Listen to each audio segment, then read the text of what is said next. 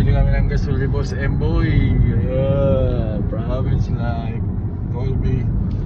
Sama yung panganay ko at yung pamangkin ko, si Lucky. Lucky! Ay, si Lucky talaga, oh. Bili kaming gasol, guys. Ayan, guys. So, gasol, pang New Year.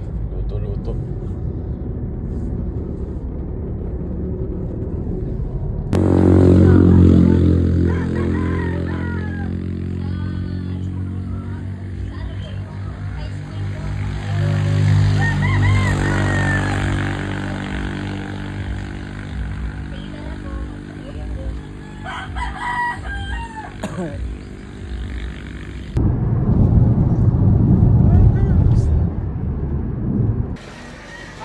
Mahirap pala hanapin yung gas na ganito.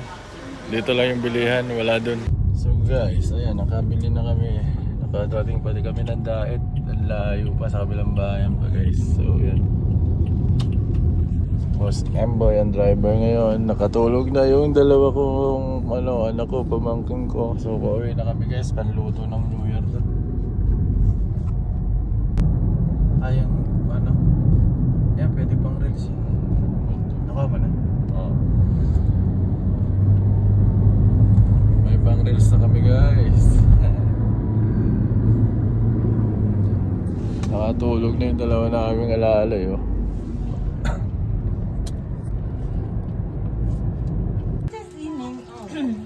Sinina. Ngayon lang ulit nagkakita-kita. Mga 6 na peraso siguro. Si Mother. Masarap pa ako, walang soy, walang bawal po. Kinain ko lang kasama kanin, tapos may yata ako Ang anak ko doon. Ayaw maputikan yung tinelas. So, ayan, ginaganahan si kuya magsalok ng tubig sa balon. Let's see, baby. Ay, naubo ang baby ko. Ingat, kuya.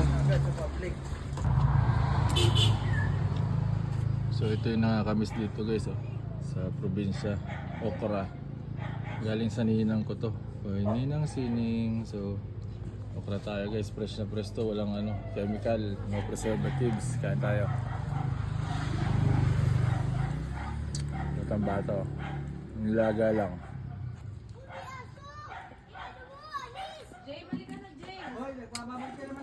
Sarap.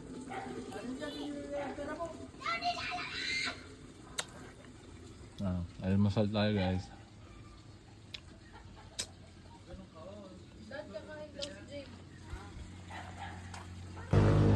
So ayan, guys, kumain na yung magpinsan. Sarap dito, guys. Lamig. Lamig dito. Ito nakakamiss dito sa province, guys, eh. Ayan, oh. Sarap.